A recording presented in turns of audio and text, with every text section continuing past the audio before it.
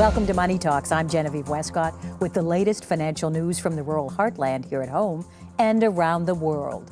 In this edition, the kiwi fruit industry bails and dumps a $20 million plan to destroy 200 hectares of vines as it grapples with the spread of the potentially lethal disease, PSA. Angry growers say the science behind the slash and burn strategy is seriously flawed. Counting up the cost of the quake, Prime Minister John Key suggests 10,000 houses in Christchurch are on liquefaction land and they have to be demolished and the residents relocated to safe land. We do the numbers and ask, where will the money come from?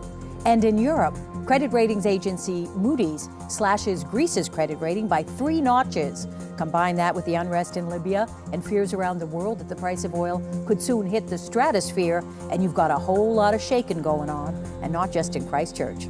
All this and much, much more coming up. And let's start with the New Zealand dollar, which has been weaker for the past 7 days. No surprises there with all the earthquake fallout. Joining us now is ASB's rural economist, James Shortall. James, good to see you as ever. Good to be back. What's been going on with that dollar? Yeah, the dollar came crunching down last week around a cent just one day, and I think a lot of that was to do with some comments by Prime Minister John Key. It took probably an unusual move for a politician, to be honest, talking about the official cash rate and potentially a drop that we're going to see on Thursday morning. So, initially when that happened, then the currency dropped a cent, and that was based on the potentially lower interest rates. You know, the Prime Minister talking about fiscal policy, that's one thing, but monetary policy, is this a guy in election mode? Well, it is an unusual move, to be honest, because he made it quite clear, I think, on TV earlier on this week, actually, that the Reserve Bank are completely independent of the government. They have no say, but at the same time, making comments in the media, it's an interesting call. But he commented that he agrees with market sentiment that we could see a drop in interest rates, and it could be beneficial to the New Zealand economy. So we'll have to wait and see on Thursday morning. What are you picking for the May budget now with the quake going on and all the other economic downturns, if you like? I think, the New Zealand economy is going through a soft patch, and the government's in a really difficult position at the moment, especially with the earthquake. It's come at a time when, we're really not getting back on our feet as an economy. There's a bit of pressure on the government in terms of the debt levels, the spending over the next couple of years, and really they're forced into a position where they need to start spending to help the Canterbury region get through it. So, but at the same time, they're going to have to borrow more money. They're going to have to cut some spending in other areas. We're already seen some indications in welfare, maybe some asset sales, that sort of thing. So, it's going to be an interesting budget. There's going to be spending in areas, but you've got to cut in other areas too. And if the OCR comes down, what's it going to do to interest rates? Because they've already dropped significantly. Yeah, well, I was looking at interest rates this morning. So, for instance, the 90-day bank bill rate, official cash rate's at 3%, 90-day bank bill rate's actually at sort of like 2.8%. So by that indication, it means that the market is expecting a drop in the official cash rate. If we don't see a drop in the official cash rate, we're probably going to see interest rates bump up over the next week. If we do, depending on the decrease, then we may see some further drops. But over the past week, we've already seen a lot of the banks come out and decrease their mortgage rates. Okay, let's go around the world now a little bit. How are global markets faring?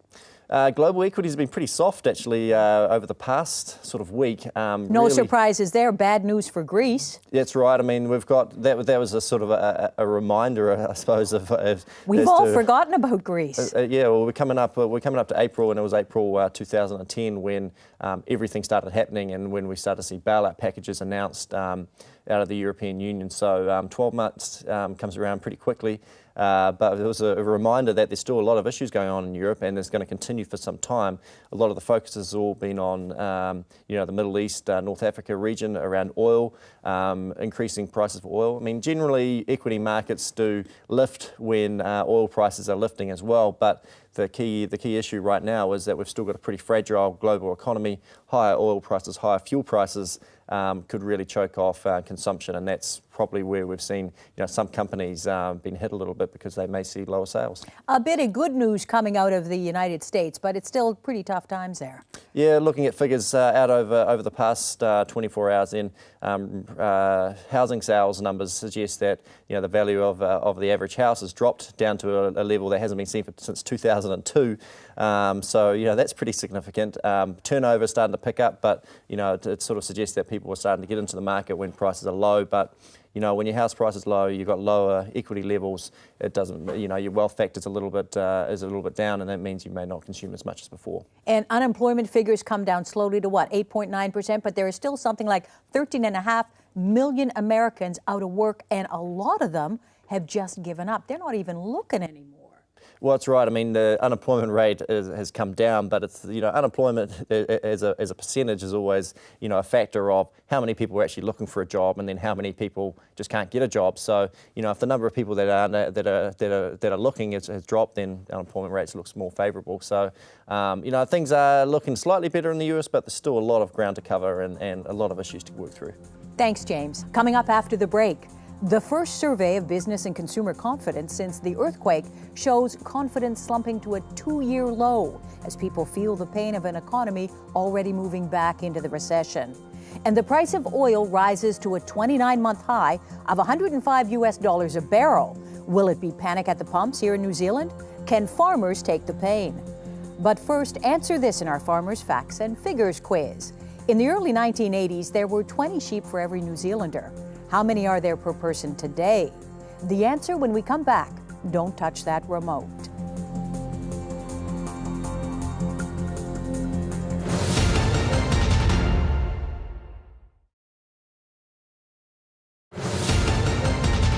Welcome back to Money Talks. Just before the break, we asked you, in the early 1980s, there were 20 sheep for every New Zealander. How many are there per person today?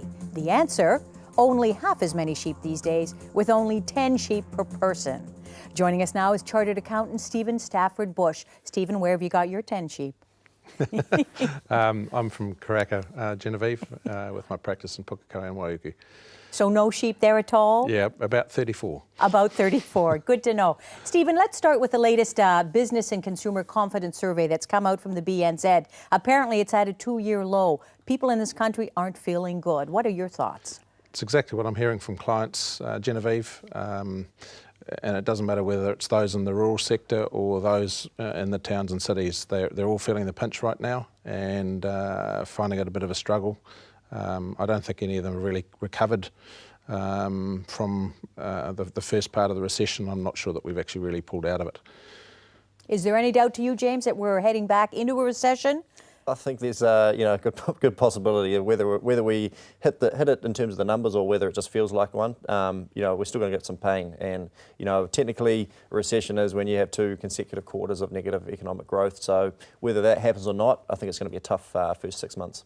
Stephen, apparently 20% of the respondents to the latest survey say that they expect things to get a whole lot worse over the coming year, and yet the agricultural sector, they think times are going great. I think the recent announcement by Fonterra of the increased payout will certainly help. Certainly prices for beef and sheep meat are doing particularly well as well.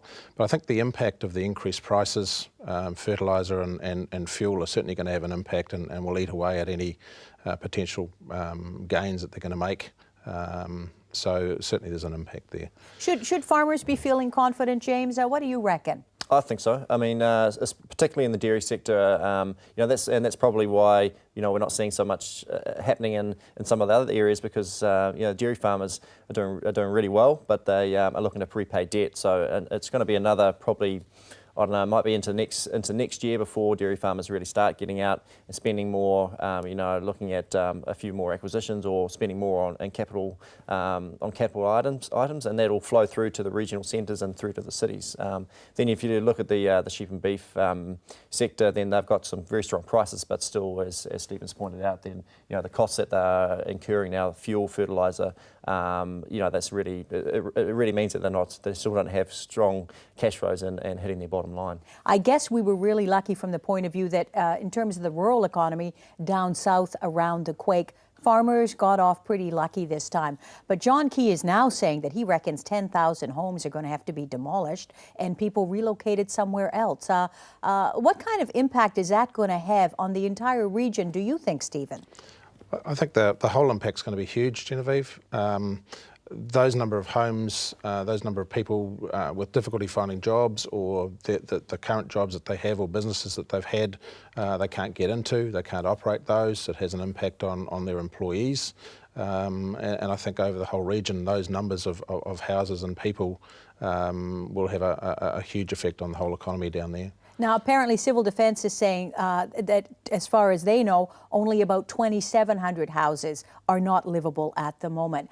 But they've only inspected 70,000 of what, James, 190,000? I mean, it could be a whole lot worse. It could be a whole lot worse, and you know, it depends on some of the areas, some of the people that I've spoken to. Then, you know, over the weekend, then one side of the fence they're digging out liquefaction, the other side of the fence, and they're mowing the lawns. So, you know, it's quite variable, and you know, it could be a whole lot worse, and you know, the region is going to be you know, severely affected. In a funny kind of a way, could the rural economy and the rural servicing in the South Island pick up some of these people and add to their own strengths? What do you reckon, Stephen?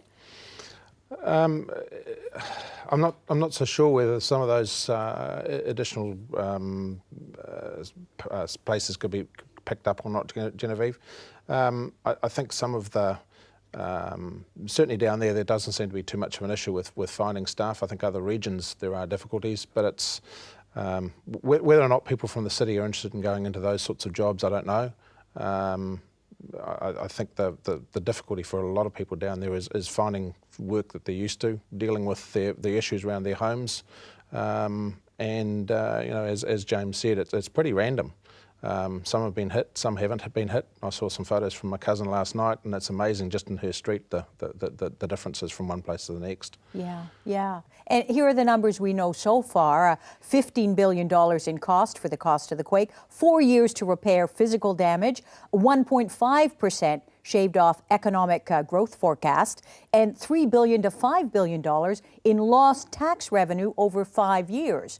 What the heck is the Prime Minister and Bill English, the Finance Minister, going to be able to do in the May budget, Stephen, to begin to address this? I think they've got a hell of a job, really. I'm not sure that they have much choice other than either levies on people or some of the people that they've taken some tax cuts away from. Maybe that they've just got to take a bit of the pain to share in it. I'm not sure where else that they can go, to be honest. But there's some real difficulties in trying to find the money for those sorts of numbers. I also think that the time frames that they're talking about just don't seem to work for me. Tell me about that. What are you talking about? Well, when you consider the number of construction companies that there are here, to build the number of new buildings that are going to be required in Christchurch, and then the housing side of things, and a number of builders have already left New Zealand to go and help with the rebuilding that's required in Australia. So where are we going to get those people from? I've just got no idea. So do you think perhaps the government is putting too rosy a picture on the reality, trying to keep people's spirits up? I just think that the time frame to rebuild Christchurch, in my view, is going to be much greater than 5 years. Let me talk to you about some of the Treasury figures now, and let me refer to them so I get them right. I know that corporate GST and also income tax revenue is way weaker than they thought. I think part of it is people are still keeping their wallets closed over GST, for example. People are not spending. How long can this go on? Oh, I think it's going to go on, you know, probably for a good period yet. I mean, especially if we start to see some real softness over the next 6 months, which we probably will. You know, it's going to take a while for them to open up their wallet, start spending again. May not be, you know, we may be another 10, 12 months away from that sort of happening, and people feeling a bit more confident about the outlook, as we've pointed out with the business and consumer confidence. People aren't too, you know, if they're not feeling confident about the next 2 years, then they're not going to be prepared to spend on their businesses and investments and things like that. So it could be a while. And even with your clients, Stephen, the big dairy payouts, what are you advising your farmer clients to do with that money? Pay down debt. Pay down debt. Are they taking it on board? Most of them are, yes. For a number of them, the other area that we've got to make sure that we've made some allowance in the cash flow is to pay tax, because there's no doubt that a large number of them will be paying tax for the first time in a while. But the main emphasis is well, there's three key areas. There's paying tax, paying down debt, and also keeping within budgets that you provided to the bank, because I think that's critically important to ensure that, one, your ongoing viability, and two, retaining the strong relationship with the bank which they need to develop. Let's talk about the kiwi fruit sector. $20 million plan to cut out the diseased vines. Apparently now the industry group that's been set up by the government is saying, look, we're not convinced it's going to work, we're going to get rid of that. A lot of angry growers saying that they've been told they had to cut out vines that in the end it may not have stopped the spread of the disease. What do you make of that? I mean, I think it's difficult to tell, the science behind, these different areas, and specifically what, whether it has been proven whether the kiwi fruit's going to be impacted, or whether it's going to impact on our exports. That the key questions are around that. So, if there's going to be a reduction in the costs, then we've got to consider all of those, especially at the time that we're in at the moment. But this is a billion-dollar industry. You'd think that perhaps, maybe it's the Quake thing as well, that officials want to be seen to be acting and they kind of rush in and start doing something, but the science may not have been there. What do you think, Stephen? Yeah, talking to a colleague of mine in the Bay of Plenty who has a number of those kiwi fruit orchards, there's a feeling that in some cases they jumped in too quickly, and in other cases didn't consider the ramifications of the package that was made available and some of the implications of those, and very late in the piece they had to start saying, well, hang on, what are the tax implications of these cash payments to growers where the vines have been pulled out? So that's a process that I know is currently happening with the IRD at present, as to, is it taxable or is it not? And it provides further uncertainty for the growers as to, what is going to be the circumstances of those payments. So it's not over yet? No. Okay, let's talk about something near and dear to all of our hearts, the price of oil. You had to fill up this morning, Stephen. How much it cost you? I've got a diesel vehicle, fortunately, but it was $100, and not so very long ago it was only $75. So there's been a huge jump in that, and the implications for travelling around. And I know it's the same for my wife filling her car up, which is a petrol one, and it's well over $100 to fill up now. As bad as it is for us, imagine the farmers. I mean, what kind of impact is this beginning to have on them, James? Well, I mean, the farmers, of course, then they're probably having a bit more income coming in the door through higher payouts, through higher meat prices. So there are some benefits for them. It's probably more around the consumers and the consumers overseas that is of most concern. That the places where we're selling our product and the impact that it does have on them, that I'd be more concerned about at the moment. Of course, it does have an impact on the farmers, but fuel costs, relative to their whole cost structure, is still a relatively small component. What's your feeling about what's happening at the moment in Libya? It seems as if they are, every day closer and closer to civil war. I think it's a big issue. There's a lot of uncertainty around where oil prices are going, and we have seen overnight that OPEC are talking about increasing their production. But the issue being that the quality of the oil that comes out of Libya is high quality. The oil that comes out of Saudi Arabia, you need about twice the amount just to get the same amount of diesel at the end pump. So it's going to be an interesting dynamic. If we start to see oil prices spike significantly, then already starting to US consumers are feeling the pinch. We here in New Zealand are feeling the pinch, but developing economies, those in China, the places where we're exporting, they don't have the same budgets and their household budgets to really soak up those increases in fuel costs. The remarkable thing is, in the oil wars, if you like, it seems not to be a question of supply and demand. It's the speculators that are driving the price high. What do you think about that, Stephen?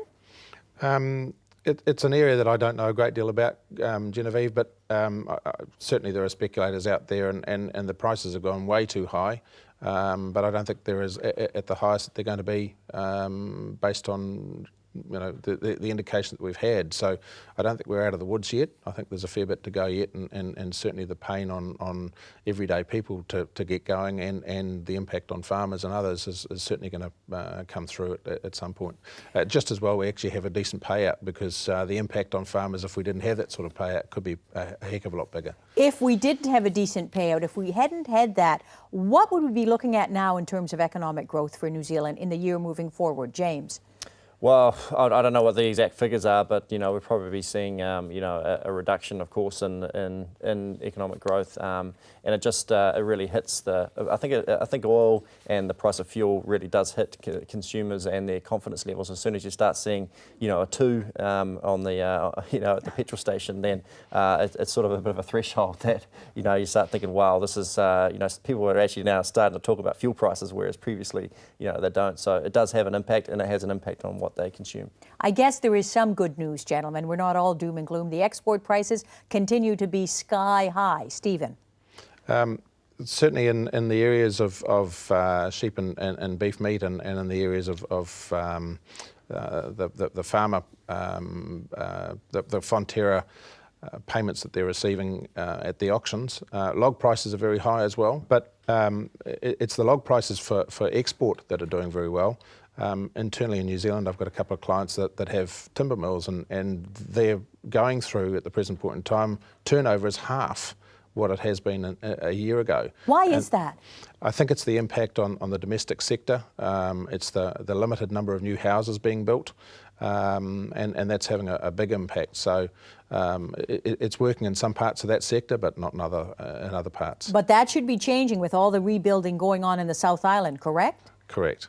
Meantime, I hear that the International Monetary Fund, the IMF, they're on a routine visit to New Zealand. What do you think they're going to make of us? Well, they're probably going to be very interested to see what the earthquake's doing. I mean, they are a routine. It's they've been forecasting that growth this year is going to be 3%. Already we've heard the Treasury say that economic growth is going to drop by 1.5% because of the earthquake.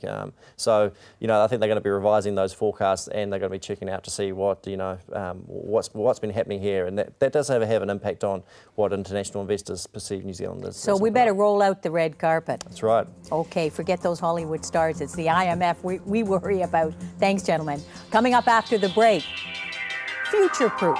What our experts will be keeping track of over the next 7 days. Strap yourself in for the ride. But first, a question for you in our Farmers Facts and Figures quiz. According to Beef and Lamb New Zealand's Economic Service, what percentage have cow and lamb kills dropped on this time last year? The answer when we come back. Stay with us.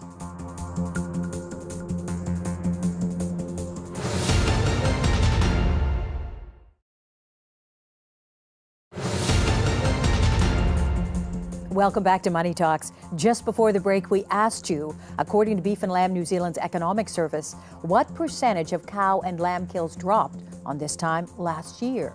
The answer, cow kills are down 18%, lamb kills are down 14% compared to last year. And now it's time for future proof. What's coming up that our experts will be watching? Stephen, what are you following this week? Fuel prices and the impact that that's going to have. What's happening with fertiliser prices? Where are we at with fertiliser prices at the moment? They're certainly climbing, and that's at the present point in time. It's sitting quite static because the fertiliser companies have held it over the prices over until April. But I think beyond that, we're going to see some climbing because there's a correlation between that and oil prices. Preparing clients for tax, understanding what Fonterra's final payout is likely to be, and I have an interest in the rural sector of the banks and where they view their status quo payout and their status quo interest rates. How are the rural banks doing? The rural banks?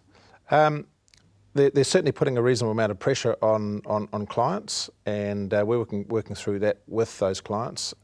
And trying to ensure that their cash flows are robust, and that longer term that they have the ability to climb out of the hole that they've been sitting in for the last few years. When you're lying awake at night, what do you worry about in terms of the rural economy, Stephen? The levels of lending that happened in the last 2 years, and the impact that's had on a number of farmers, and trying to ensure that they get through that. And trying to ensure that we work with clients in a cooperative way with the banks to ensure that we assist them in transitioning through the change in rules that have occurred, and ensuring that with the price of cows seeming to climb again, that we don't find people going and doing silly things and entering into contracts that are too difficult to fulfil, and particularly with the level that banks are prepared to lend on those assets. Okay, and James, what about you? What are you going to be following over the next week or so? Well, I think probably one of the most important things is going to be the official cash rate announcement, which it's on Thursday morning. So, if we don't see a drop in the official cash rate, we might see actually a pickup in both the currency and interest rates. But that's not necessarily the reason why we should see a drop. But it's going to be an interesting movement. If we do see lower interest rates, it may just give the New Zealand economy a little bit of a push along over the next 6 months, which we think we probably do need. Now, it's interesting. The HSBC is the first bank that's come out and said, listen, we don't think it's a good idea. There shouldn't be a cut. What do you think? Well, I think there's been a lot of weakness in the economy. So, I think realistically, if we do see a drop, then it's going to be beneficial. The question is, we've already had very low interest rates already.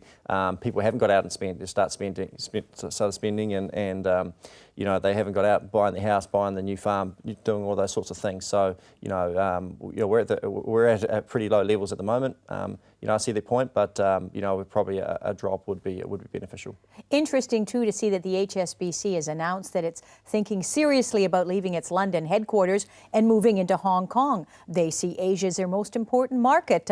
Would that make sense to you, Stephen? It does make sense, and certainly when you hear what some of the banks are looking at doing, and believing that they've got potentially better returns out of Asia and wanting to lend funds there, and certainly one of the banks has made no secret about the fact that they want to reduce their exposure to the rural sector and move more of their money into Asia.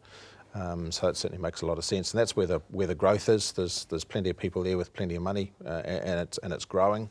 So certainly that area of the market does make a lot of sense. But it'll be a big blow to the British government because they're really relying on the private sector to haul them out of their recession hole. Yeah, well, BP, of course, provide a lot of tax revenue.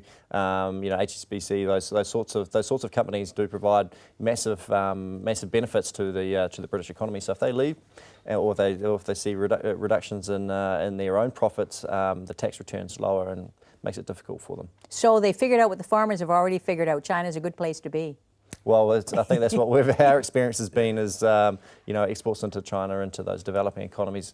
It's a way to go, and we're benefiting from it. They probably see some greener pastures there too. Gentlemen, thank you so much.